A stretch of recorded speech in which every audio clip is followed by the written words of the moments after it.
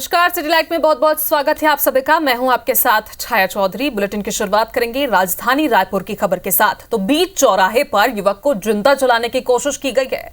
People के पेड़ के नीचे युवक सो रहा था। 3 से 4 लोगों ने पेट्रोल डालकर युवक को जलाने की कोशिश की। थाने से महज 50 मीटर दूर इस वारदात को अंजाम दिया गया है। बीती रात की घटना बताई जा रही है। फिलहाल युवक गंभीर हालत में अस्पताल में भर्ती किया गया है। पुरानी बस्ती थाना पुलिस मामले की जांच में जुटी हुई है। तो देखिए लगातार राजधानी में क्राइम कितना बढ़ता जा रहा है, क्राइम का जो ग्राफ है वो कितना बढ़ता जा रहा है। दिन दहाड़े एक युवक को जलाने की कोशिश भी की गई और हैरत की बात है कि थाने से महज 50 मीटर की दूरी पर इस वारदात को अंजाम दिया गया है। बताया जा रहा है कि 3 से 4 लोग थे। पेट्रोल पहले उन्होंने युवक पर डाला, उसके बाद जलाने की कोशिश भी की। युवक काफी झुलस भी गया है, उसे अस्पताल में भर्ती किया गया है। तस्वीरें आपको दिखा रहे हैं जहां पर ये वारदात हुई है।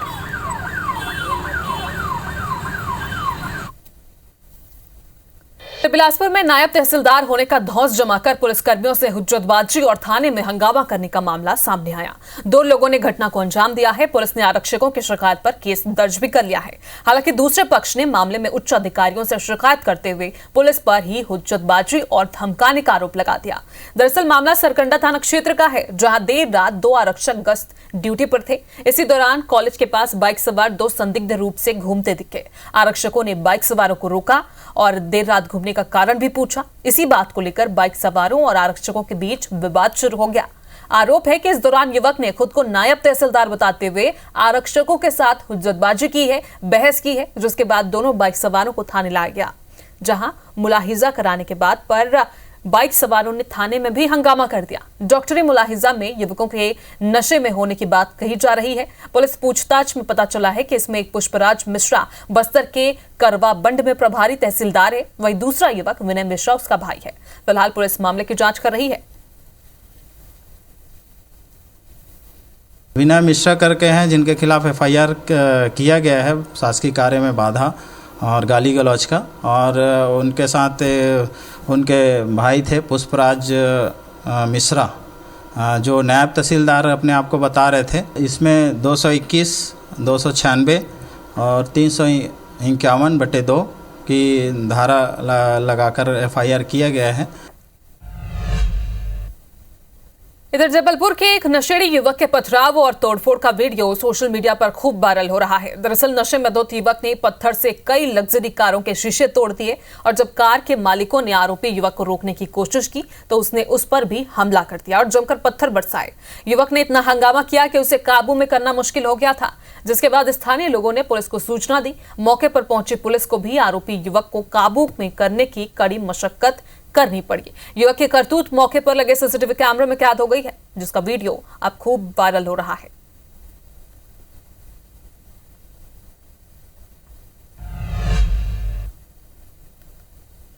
तो अपने बच्चों का भविष्य बेहतर बनाने के लिए माँ बाप कोई कसर नहीं छोड़ते हैं, लेकिन बच्चों के लिए देखे गए उन्हीं सपनों का फायदा उठाकर जालसाज लोगों को ठगने का काम कर रहे हैं। ऐसा ही एक मामला जबलपुर के हाथीताल इलाके में सामने आया, जहां जालसाजों ने एक महिला डॉक्टर अर्चना शर्मा से बेटे का देहरादून मेडिकल कॉलेज में दाखिला दिलवाने के नाम पर करीब 54 लाख रुपए की ठगी कर दी। अपने साथ हुई ठगी की शिकायत फरियादी महिला डॉक्टर ने पुलिस से की है, तो इसके बाद पुलिस मामले की जांच कर रही है।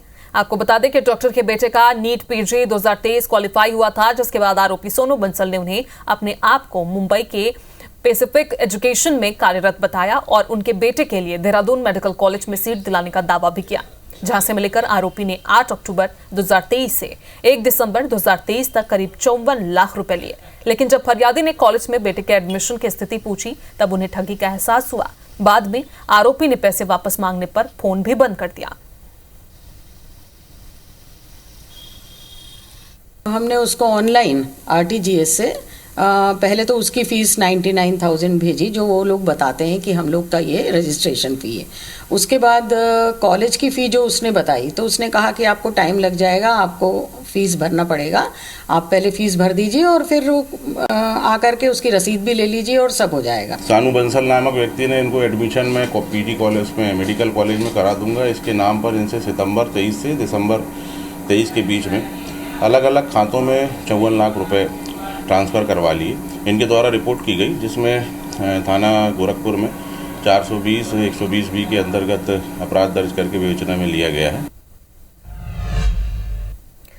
तो देखिए, ठगों का जाल विकराल होता जा रहा है। IBC 24 भी आपसे बार बार यही निवेदन करता है कि ऐसे जालसाजों से बचें, अलर्ट रहें। फिलहाल आगे बढ़ते हैं। भोपाल में रियल एस्टेट कारोबारी का अपहरण कर उससे फिरौती वसूलने के मामले में जांच जारी है। पुलिस कमिश्नर हरिनारायण चारी मिश्रा ने बताया है कि सभी आरोपी पीड़ित के पूर्व परिचित हैं। आरोपियों में एक आरक्षक भी शामिल है। और आपको यह भी बता दें कि कोलार के दानिश हिल्स में रहने वाले कारोबारी नितेश सिंह ठाकुर को उनका एक दोस्त बैंकॉक लेके गया था। वहां से लौटते ही सगाई के बहाने ग्वालियर चलने के लिए कहा गया और दोनों ग्वालियर के लिए रवाना हो गए।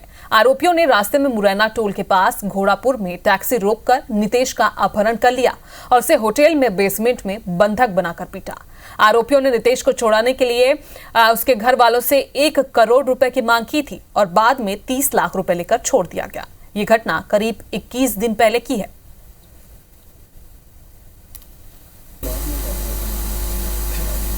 कोलार में 2 परिचित व्यक्तियों जो कि साथ में ही रहे हैं लंबे समय तक, उनमें एक पक्ष के द्वारा शिकायत की गई थी कि दूसरे पक्ष ने अपहरण करके कुछ पैसों की मांग की थी और पुलिस ने प्रथम दृष्टया उसमें अपराध कायम किया है, लेकिन उस अपराध से जुड़े हुए सभी पहलुओं की पुलिस व्यापक तौर पर जांच कर रही है।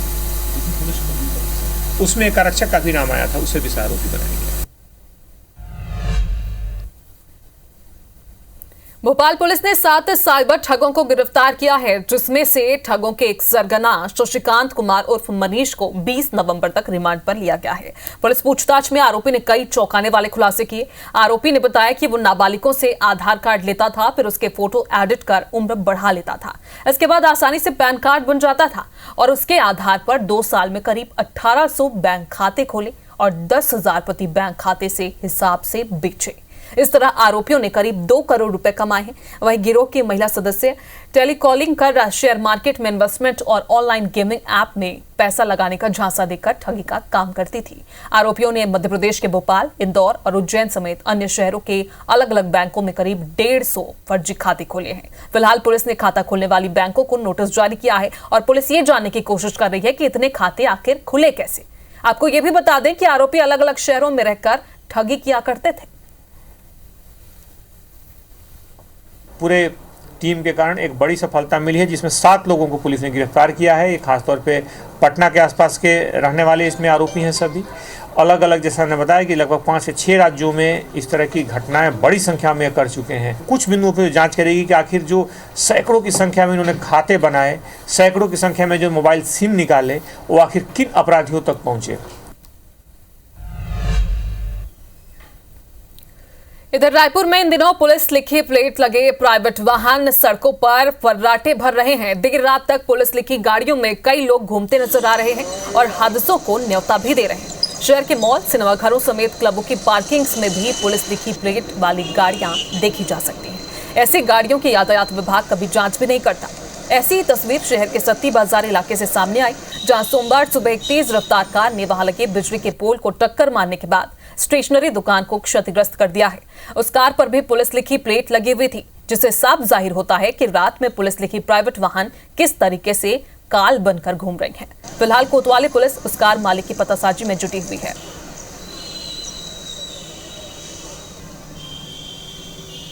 जब भी प्राइवेट वाहनों को पुलिस में अधिकृत किया जाता है और तो उसको एक निश्चित प्रक्रिया के तहत लिया जाता है। अगर इस प्रकार से है कि कोई प्राइवेट वाहनों में पुलिस लेके घूम रहा है, जिस भी कारण से घूम रहा है, तो इसकी जांच की जाएगी। अभी तक इस प्रकार से कोई चीज़ें संज्ञान में नहीं आई हैं पुलिस के। यदि आती है तो इसमें वैधानिक कार्रवाई की जाएगी। तो वहीं छत्तीसगढ़ में आय से ज्यादा संपत्ति मामले में गिरफ्तार आरोपी सौम्या चौरसिया को ईओडब्ल्यू ने सोमवार को कोर्ट में पेश किया। 10 दिन की पुलिस रिमांड खत्म होने पर ईओडब्ल्यू की टीम ने सौम्या चौरसिया को कोर्ट में पेश किया। कोर्ट ने 14 दिन यानी कि 3 दिसंबर तक न्यायिक रिमांड पर जेल भेज दिया है। आपको बता दें कि सौम्या चौरसिया कोयला घोटाला मामले में रायपुर जेल में बंद थी, जिसके बाद सौम्या के खिलाफ आय से अधिक संपत्ति का दूसरा मामला ईओडब्ल्यू ने दर्ज कर गिरफ्तार किया है और पूछताछ के लिए 10 दिन की पुलिस रिमांड पर लिया है। फिलहाल एसीबी और ईओडब्ल्यू की कोर्ट ने सौम्या चौरसिया को न्यायिक रिमांड पर जेल भेज दिया है।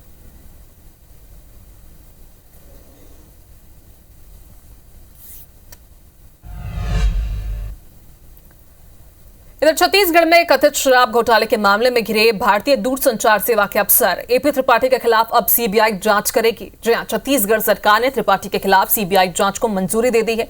बता दें कि त्रिपाठी भारतीय दूरसंचार सेवा के अफसर हैं और छत्तीसगढ़ में प्रतिनियुक्ति पर सेवाएं दे रहे थे। यहां आबकारी विभाग में विशेष सचिव रहने के दौरान उन पर भ्रष्टाचार के आरोप लगे हैं। त्रिपाठी के खिलाफ ईडी और एसीबी की जांच भी जारी है। त्रिपाठी के खिलाफ झारखंड में भी शराब घोटाला का आरोप है और जानकारों के मुताबिक सीबीआई अरुणपति को जल्द गिरफ्तार कर पूछताछ कर सकती है। फिलहाल आरोपी अरुणपति त्रिपाठी और डब्ल्यू के न्यायिक रिमांड में जगदलपुर जेल में बंद है।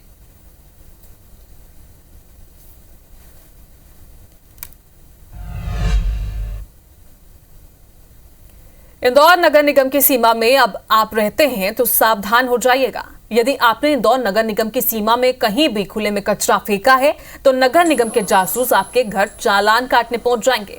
दरअसल लगातार 8वीं बार स्वच्छता में नंबर 1 बने रहने की दौड़ में लगे इंदौर ने नया एक्शन प्लान बनाया है।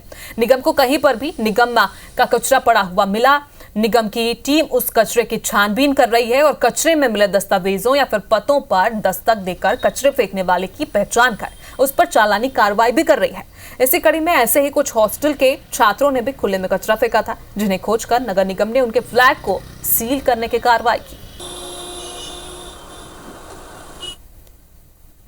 डेली इस बेसिस पे ऑलमोस्ट 4-5 फाइन तो होते ही होते हैं जो एविडेंस निकाल के होते हैं। और कई बार जहाँ पे ओपन प्लॉट में अगर लोग ऊपर से फेंकते हैं तो शेल्फ पे उनके जाली पे दिख जाता है, तो पता तो चल ही जाता है कहाँ से आ रहा है कचरा। तो उस हिसाब से कल भी वहाँ पे कार्रवाई हुई और वहाँ पे 5 कमरे फिर सील करने पड़े क्योंकि वो जो चालान था वो भर नहीं रहे। तो आप कचरा किसी भी अनऑथराइज जगह फेंकेंगे तो आप पे पहुँच के निगम चालानी कार्रवाई करेगा। तो छत्तीसगढ़ में जुम्मे की नमाज से पहले मस्जिदों में होने वाली तकरीर को लेकर वक्फ बोर्ड के अध्यक्ष डॉक्टर सलीम राज के बयान के बाद घमासान मचा हुआ है। छत्तीसगढ़ समेत पूरे देश में उनके बयानों पर कड़ा विरोध जताया जा रहा है। इस विरोध के बीच छत्तीसगढ़ वक्फ बोर्ड ने प्रदेश की तमाम मस्जिदों और मुतवल्लियों के लिए गाइडलाइन आदेश जारी कर दिया है। वक्फ बोर्ड के मुख्य कार्यपालन अधिकारी की ओर से जारी इस पत्र में कहा गया है कि जुम्मे की नमाज से पहले मौलाना और इमाम की धार्मिक तकरीर पर कोई पाबंदी नहीं होगी। ये धार्मिक विषयों पर बोलते हैं, इन्हें पूरी आजादी होगी, लेकिन धार्मिक विषय से इतर भी किसी भी विषय पर बोलने से पहले वक्फ बोर्ड की इजाजत लेनी होगी।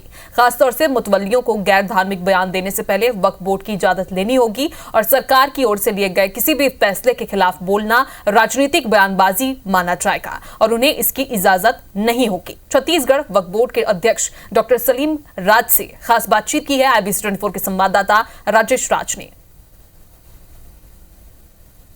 छत्तीसगढ़ वक्फ बोर्ड के अध्यक्ष डॉक्टर सलीम राज हमारे साथ हैं, हम उनसे बातचीत करेंगे। 3 दिन पहले भी हमने वो खबर दिखाई जिसमें आपने मौखिक तौर पर निर्देश दिया था कि कोई जज्बाती, कोई उन्मादी, भड़काऊ बयान नहीं होंगे और आज आपने आदेश जारी किया। आदेश जारी करते वक्त में एक लाइन लिखा गया है कि धार्मिक आज़ादी होगी, लेकिन उसके इतर कोई भी विषय पे अगर वो व्याख्यान देते हैं तो उनको इजाज़त लेनी पड़ेगी। क्या मतलब है इस दोनों ही क्लॉज का कि आज़ादी रहेगी और फिर बाकी मामलों पे उनको परमिशन लेनी पड़ेगी? ये जो आज़ादी है सिर्फ इमाम और मौलाना की आज़ादी है, मुतवल्ली पर आज़ादी नहीं है। मुतवल्ली कोई भी बयान जारी करने के पहले राज्य वक्फ बोर्ड से अप्रूवल लेना कंपलसरी है, उसके बाद ही वो बयान दे सकते, उसके पहले नहीं दे सकते हैं जी। और जो आपने आज़ादी की बात कही है धार्मिक मामलों की, उसको भी थोड़ा सा क्लैरिफाई करें कि उसमें क्या क्या इंक्लूड रहेंगे। इमाम साहब, मौलाना साहब कुरान और हदीस की रोशनी में जो भी तकरीर है वो कहेंगे सामाजिक राजनीतिक तकरीर नहीं होंगी मस्जिदों में। सामाजिक नहीं होगी और राजनीतिक नहीं होगी, ये स्पष्ट है। ये मौलाना को भी स्पष्ट है, ये इमाम साहब को भी स्पष्ट है। बिल्कुल। चलिए, तो ये अभी जैसा माहौल है, जिस तरह से हमने देखा टीवी पे हम देख लेते हैं या कहीं सोशल मीडिया पे भी देख लेते हैं कि चाहे वो एक समान नागरिक संहिता हो, UCC हो या फिर दूसरे देशों के लोगों को यहाँ पे नागरिकता देने की हो लेकिन दूसरे देशों को मुसलमानों की नागरिकता देने की बात नहीं हो, तो क्या इस तरह के मसले अगर उस पे भी कोई संदर्भ होता हो तो क्या राजनीति माना जाएगा या धार्मिक माना जाएगा? ये पूर्ण रूप से राजनीतिक है। सरकार के द्वारा निर्णय लिए गए के विरोध में बात करना वो राजनीतिक है और कुछ नहीं। एकदम स्पष्ट है कि CA, NRC, धारा 370, अपना कॉमन सिविल कोड, इबादत की जगह उसको इबादत की जगह रहने दीजिए, वहाँ राजनीतिक मत कर। राजनीतिक के लिए आपके पास दूसरा मंच है, दूसरे मंच में चर्चा करिए, हमको कोई आपत्ति नहीं है। आप करीब 4000 मस्जिदें छत्तीसगढ़ में है, अब कहाँ पे किस तरह की बातें हो रही है? आपने निर्देश तो जारी कर दिए, लेकिन इसको एग्जीक्यूट कैसे कराएंगे, उस पर निगरानी कैसे रखेंगे, वो क्या तंत्र होगा?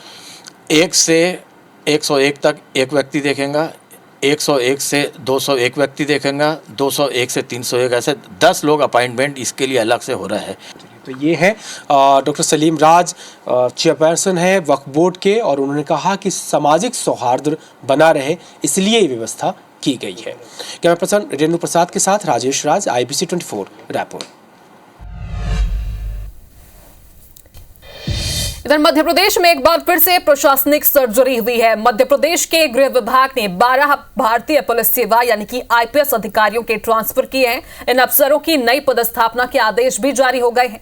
इनमें ADG से लेकर IG, DIG और SP स्तर के अधिकारी शामिल हैं। इन्हें नई जिम्मेदारी दी गई है और कई अफसरों को अतिरिक्त प्रभार भी सौंप दिया गया है।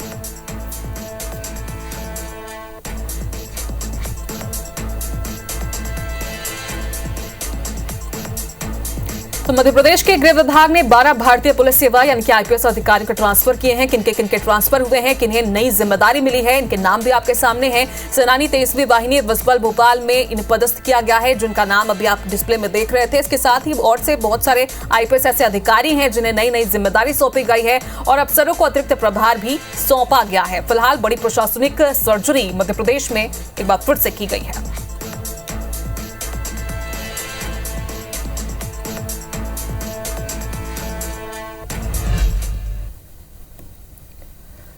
तो छत्तीसगढ़ भाजपा में संगठन चुनाव शुरू हो चुके हैं और इसको लेकर सभी जिलों में कार्यशाला भी आयोजित की जा रही है। रायपुर दक्षिण में उपचुनाव होने की वजह से सोमवार को जिले के संगठन चुनाव प्रभारी शिवरतन शर्मा ने कार्यशाला ली। एकात्म परिसर में हुई कार्यशाला में विधायक और वरिष्ठ नेता भी मौजूद रहे। कार्यशाला में 30 नवंबर तक सभी बूथ में नियुक्तियां करनी और मंडल चुनाव की तैयारी में जुटने को कहा गया है। रायपुर जिले के संगठन चुनाव प्रभारी शिवरतन शर्मा ने कहा है कि बूथ स्तर पर गठन के बाद शक्ति केंद्र और मंडल के चुनाव होंगे। अगले साल तक प्रदेश की नई बॉडी बन जाएगी। बूथ और मंडल चुनाव के लिए प्रभारी की घोषणा भी कर दी गई है। देखिए, पार्टी ने पूरा कार्यक्रम संगठन पर्व के अंतर्गत तय किया है। हमारी कार्यशाला जिले की थी आज संगठन चुनाव की दृष्टि से। 21 तारीख तक प्रत्येक मंडल की कार्यशाला संपन्न होगी और 30 नवंबर के पहले हमारी बूथ इकाई नई गठित हो जाएगी।